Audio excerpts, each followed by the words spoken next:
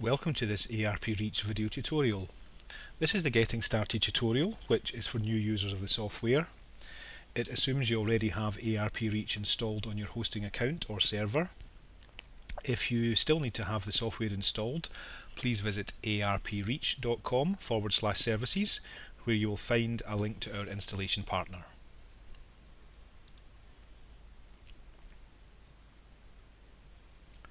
Assuming your installer has given you a link to your sign-in screen, you now need to sign into the software. There are two versions of arpReach, arpReach Standard and arpReach Gold.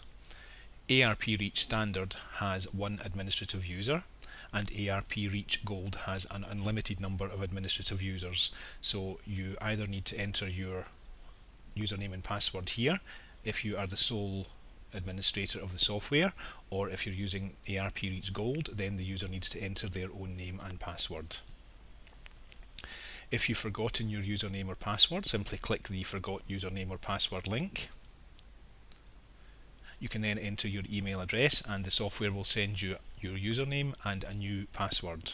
It can't send you your existing password because it's held in an encrypted format and that cannot be reversed. To return to the sign-in screen, click the Return to Sign-in screen link and then log in using your username and password. If you wish the software to remember your username for the next time you come to this screen, check the box Remember My Username.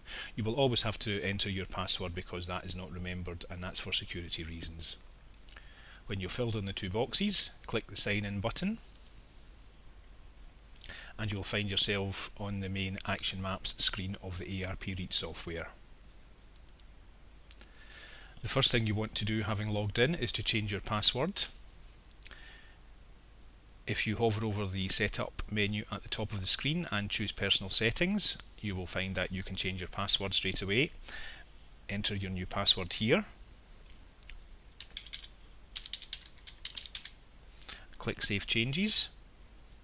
And your new password has been saved. That's the password you will need to use the next time you sign into arpReach. To go back to the Action Maps screen that we got when we logged in, if I click on the Action Maps link up at the top right hand corner of the screen, we'll be taken back to that screen. Action Maps are an easy way to navigate the software. You can see here we have boxes containing links to autoresponders, broadcasts, content, contacts, my dashboard, help and setup. And each of those boxes has links to take you into those areas of the software. You'll find as you become more familiar with arpReach that you use the action maps less and you access the areas of the software using the options available to you in the drop down menu at the top. And the reason you would use the menu more than the action maps is because it's much quicker to get to a particular area of the package just by choosing its options from the menu. Most areas of the package can be reached by simply doing one click. For the remainder of this tutorial, I'm going to describe the layout of the arpReach screen. At the top we have the header section, which contains the name of the user who is logged in. In this case the user is called ARP3 Team Administrator and we are signed in. And under that we have four links. We have a sign out link, which will sign you out and take you back to the sign in screen. We have an Action Maps link, which takes you back to this main Action Maps screen at any time. We have the My Dashboard link, which when clicked takes you to a dashboard screen for your account, so it shows you some summary information like contacts in total, number of contacts added today, this week, this month, this year, how many autoresponders you have, how many subscriptions to those autoresponders you have, how many unapproved broadcasts you have, how many unsent broadcasts you have, how many sent broadcasts you have, and up here at the top right there is some news which can change depending on what we need to let you know about at this moment in time. You can see we're showing you some information about the arpReach affiliate program. At the bottom of the dashboard screen you'll see a little graph that would show you some information on new contacts that have been added to the system. So that's the My Dashboard link. Along from that we have the My Homepage link. If I click the My Homepage link, that takes me to the contact screen in arpReach. The My Homepage can actually be changed to show any number of about 5 or 6 different screens. So for example, if I wanted to change the home page screen to the autoresponder list, I could go into Setup and Personal Settings. I could choose Preferences, and in the home page drop down I could choose autoresponder list, and when I save that, it means that the next time I click the My Home Page link at the top right, that it goes to the autoresponder screen. If you wish to create a little more screen space at the top of the screen, you can remove this header bar. If you go to Setup Personal Settings, into Preferences, and uncheck the box called Show Page Header, and then click Save Changes, you'll see the header area disappears from the top and the main menu is right at the top of the screen. The 4 links are available on this menu bar now, so you can still sign out using these buttons at the right hand side. You have Sign Out, you have Action Maps, you have My Dashboard, and you have My Home Page, just as you did have when the header was there. For the sake of this tutorial, I'll switch the header back on.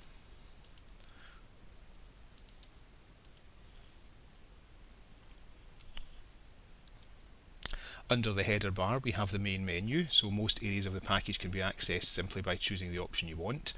This is a multi-level menu, so you simply hover over the menu options until you get the one you want. So for example, if I wanted to add a new contact, I would hover over the contacts menu and simply choose add a contact from that menu, and that will take me to the correct screen. Under the main menu we have the notes bar. This is this yellow bar that gives you lines of information about what's happening with your system, and it's always a good idea to keep your eye on what's happening up there. At the moment it's simply telling me that the scheduled task ran at a certain date and time and is currently idle. In a normal system that would be running about every 5 minutes.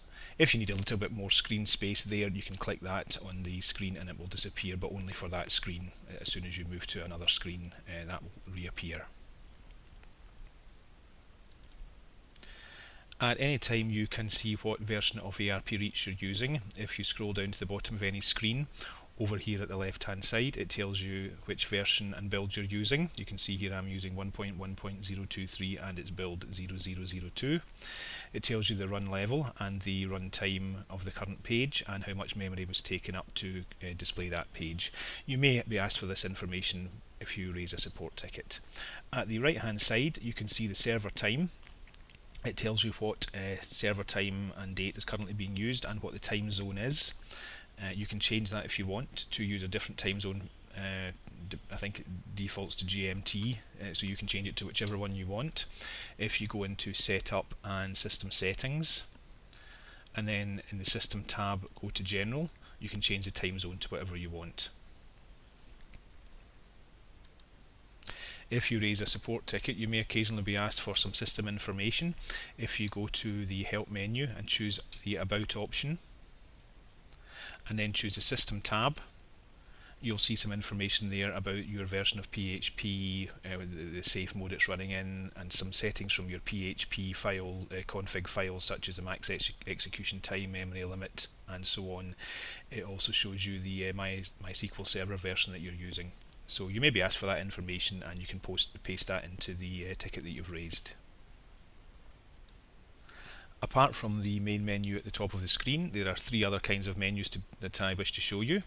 If we go into the contact list by going into Contacts and Show List, you will see here there is a menu called I Want To, and if I hover my mouse over the I Want To button, I get a drop down of all the options that pertain to this screen. So you can see we have options here like Find a Contact, Add a Contact, Edit Matching Contacts. That will change depending on the screen that you're on. So for example, if I go into my broadcast queue, I have another I Want To button here with different options in it. If I go into my autoresponder list, I have another button here with different options in it.